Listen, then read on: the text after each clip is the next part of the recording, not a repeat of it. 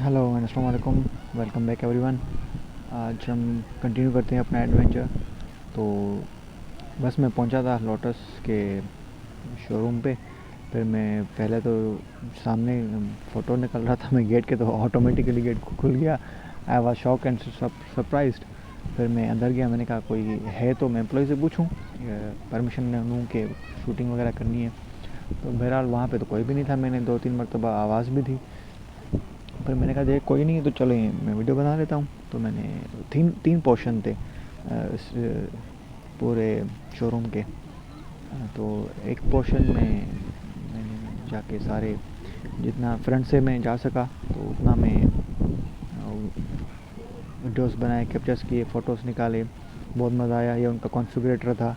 इस पर आप तीनों जो है गाड़ी जो करंट न्यू मॉडल्स हैं इसके लोटस के, वो आप स्पेक कर सकते हैं, कॉन्फ़िगर कर सकते हैं। और उनके कलर पैलेट्स वहाँ पे रखे हुए थे कि आप इनसे चूज़ कर सकते हैं।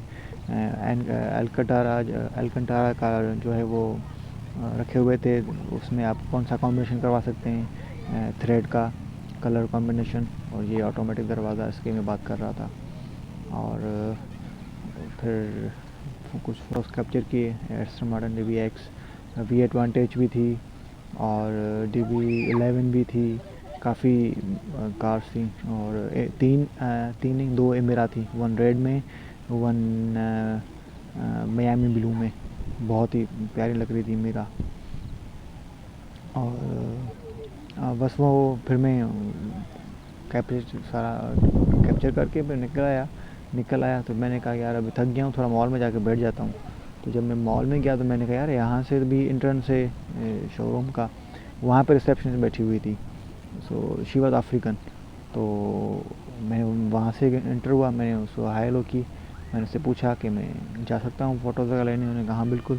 फिर मैं जो रिमेनिंग जो दो पोर्शन थे शोरूम के, फिर मैं वहाँ पे गया। फिर वहाँ पे कैप्चर्स किए वीडियोस।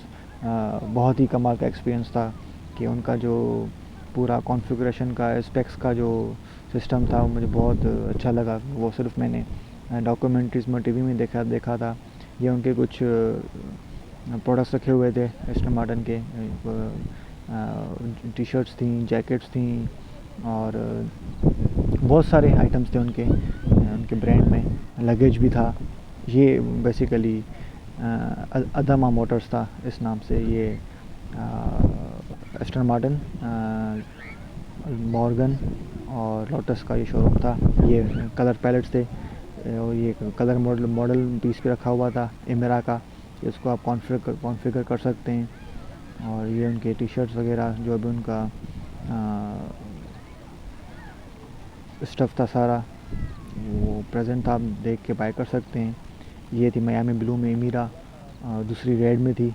दोनों ही क्लास कलर्स थे और बहुत ही प्यारी थी सामने से एमीरा।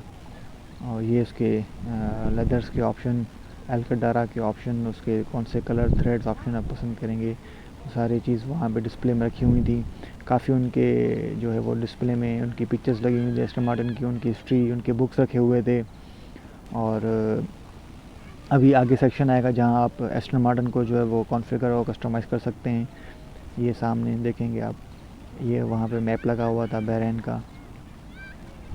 और ये सारा एस्टन मार्टिन का स्टफ़ था। उसके ब्रेक कैलिपर्स, कलर्स कॉम्बिनेशन, और लेदर, थ्रेड्स, एग्जॉस्ट टिप्स। मतलब मुझे तो बस एक नशा चढ़ गया था वहाँ पे। एक बहुत मज़ा आया था। ये देखें ना, हर चीज़ वहाँ पे ऑप्शन के लिए अवेलेबल थी। जो भी कॉन्फ़िगर करवाना चाहे तो वो हर ऑप्शन देख सकता है। ये उनके कुछ हिस्ट्री के बुक्स थे, डिफरेंट कार्स के, डिफरेंट मॉडल्स के। ये वी एडवांटेज थी ब्लैक कलर में। वी एडवांटेज मैंने ब्लैक कलर में बहुत ही जो है ना वो सबड्यूड लग रही थी। मतलब ये ऐसी कार है जिसमें जो उसका क्या कहते हैं, मेन जो इसका लॉन्च जो स्पेक था, लॉन्च कलर जो था लाइम ग्रीन, एसिड ग्रीन जिसे कहते हैं एस्टन मार्टिन एडवांटेज का, वो बहुत ही उसमें क्लास लगता है। ब्लैक में बहुत जो है ना सिंपल लग रही थी वी एडवांटेज। जो उसके कट्स, जो कर्व्स हैं वो नहीं शो हो रहे थे। ये थे वहाँ पे लग रखा हुआ था, सिटिंग एरिया था। ये सारा शोरूम ही है। और इनके साथ एक वो भी था, एक डिफेंडर भी थी modified, Ineos, I think Ineos उसका कोई नाम था कंपनी का, जिसने वो डिफेंडर को कस्टमाइज़ किया था, वो भी आगे होंगी। और ये इसकी सारी स्पेक शीट थी वो वॉन्टेज कूपे की। और DBX वाइट कलर में भी थी, हाँ बिल्कुल। इसका इंटीरियर बहुत क्लास था, मरून कलर का।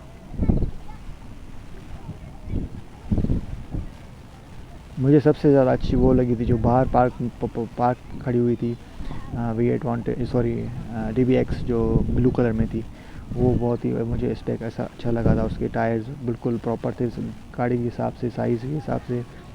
और ये इसकी बात मैं कर रहा था डिफेंडर की, इनियोस, यस इनियोस ग्रैंडियर, ये इसके ये सारे वहाँ पे मॉडल रखा हुआ था, इसकी इन्फॉर्मेशन थी, इसके स्पेक्स थे, इसका अंदर कॉन्फ़िगरेटर रखा हुआ था ऑफिस में ये सामने।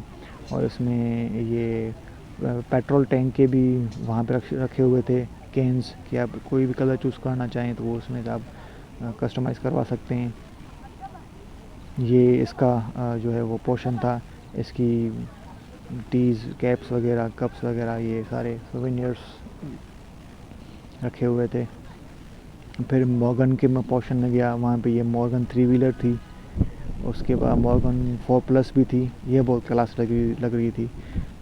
इसका कलर भी बहुत प्यारा था, स्पार्कलिंग सिल्वर। और इसका इंटीरियर भी बिल्कुल ओल्ड एंड क्लासी, बहुत प्यारी लग रही थी। वैसे गाड़ी तो नहीं है, बस इसका स्टाइल जो है वो बेसिकली पुराने स्टाइल का है, तो पुरानी लगती है। वैसे ये basically new car, I think 2015 से आगे का मॉडल होगा, आई थिंक सो। +4 मॉडल का नाम है। और इस साइड पे मॉर्गन की सारी हिस्ट्री और बुक्स वगैरह जो है वो रखे हुए थे डिस्प्ले में। बहुत ही हाई एंड जो है ना वो शोरूम था। ये हम जब बाहर यहीं पे थे बाहर, जहाँ एक्सीज और DB11 खड़ी हुई थी, ये हम अंदर वाले साइड पे हैं। फिर हम अंदर आ गए। फिर मैं जब बाहर एग्ज़िट होने वाला था तो उनकी एक बड़ी वॉल थी, डिस्प्ले वॉल, उसमें ये सारी एस्टन मार्टिन की हिस्ट्री थी कि कौन सी ईयर में कौन सी कार लॉन्च हुई और कौन से इवेंट में उसने पोजीशन जो है वो हासिल की, ये सारी उस पर ये मेंशन थी। बहुत ही इन्फॉर्मेटिव ये एक डिस्प्ले था। फिर मैं बाहर गया मॉल में तो बहुत ही हर किस्म के मैंने वो देखे ब्रांड के आउटलेट्स। ये लुई विटॉन का था, काफ़ी जो है वो कमिंग सून थे ब्रांड्स, काफ़ी आउटलेट्स जो है वो जैसे बस वो उनकी सिर्फ शॉप ओपन थी, पर मैं जब अंदर गया था तो उनके डिस्प्ले में कुछ भी नहीं था। हर चीज़ जो है वो शायद सोल्ड आउट हो चुकी थी, या वो जो है या वो ओपनिंग के पोजीशन में होंगे, इसलिए उन्होंने फ़िलहाल कुछ भी नहीं रखा था। ये डॉल्चे एंड गाबाना ये कमिंग सून था। और मुझे वॉचेस का भी बहुत शौक है, क्रेज़ है कम्प्लीटली, जैसे कार्स का है।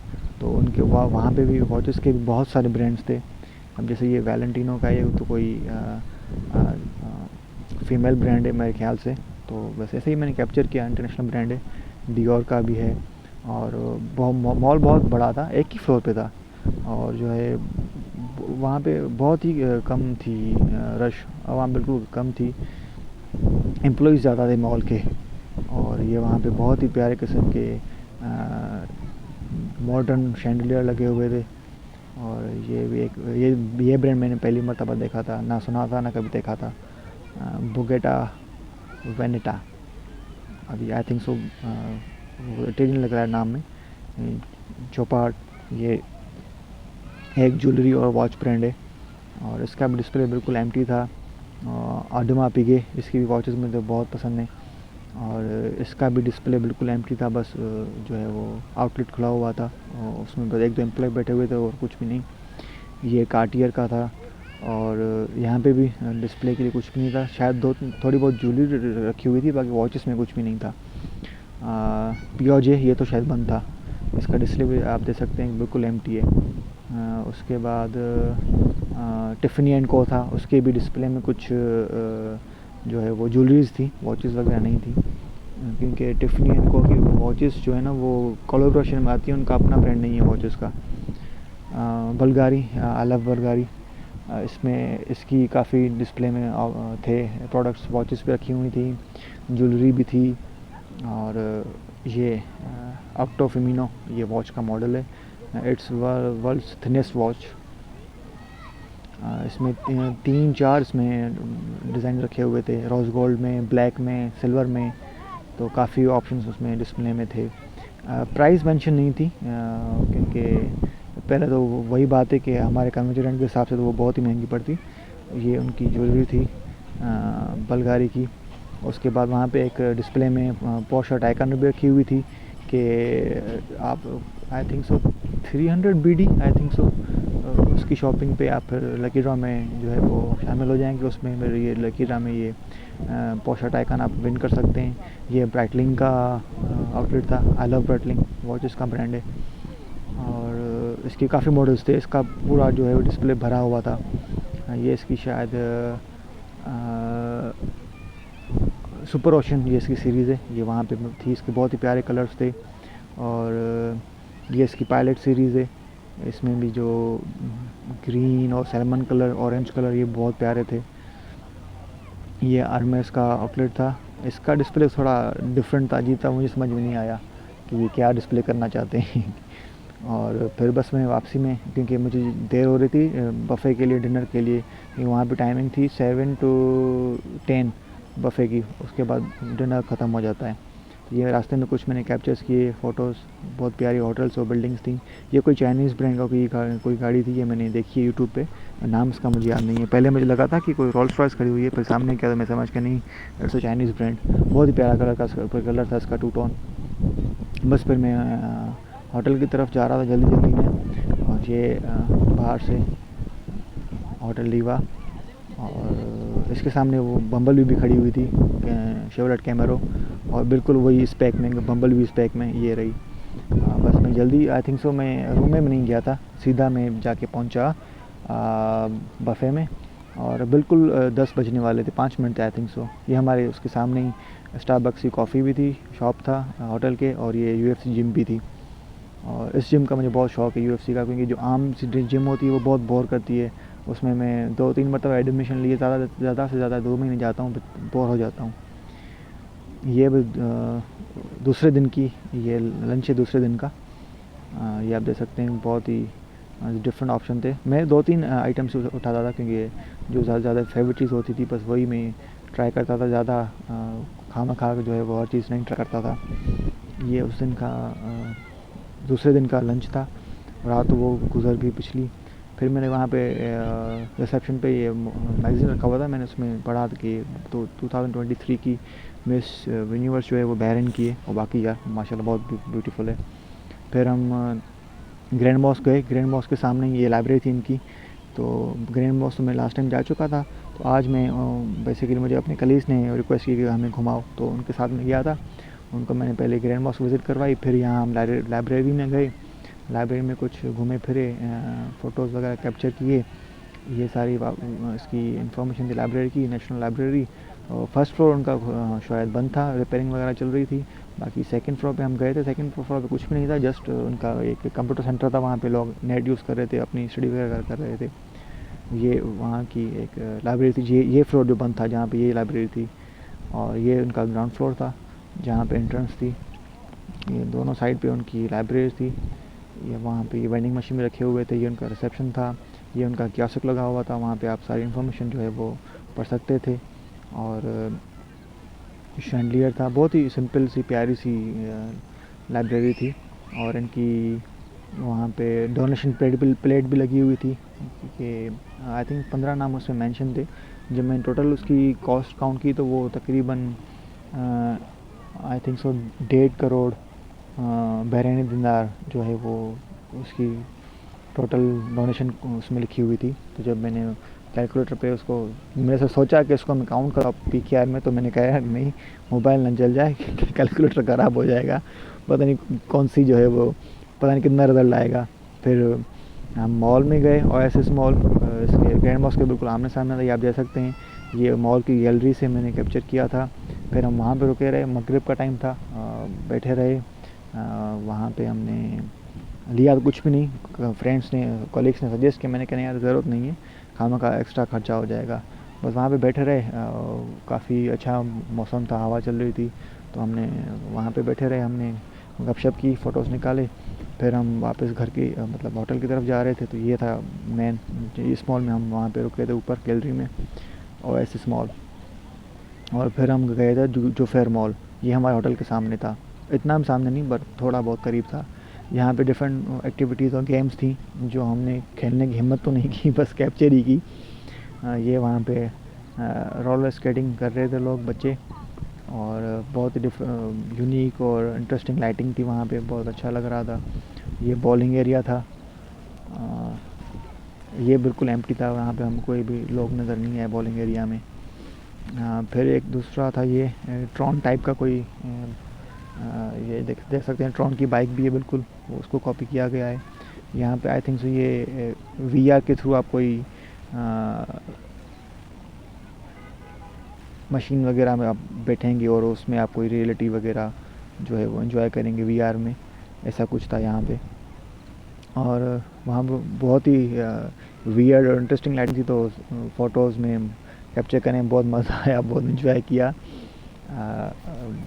बस हम बेसिकली इस मॉल में क्यों गए थे, हाँ हमें वो सिम कंफर्म करनी थी, लोकल सिम, तो इसलिए हम गए थे। फिर मैंने कहा मॉल में आ गए तो घूमते फिरते हैं।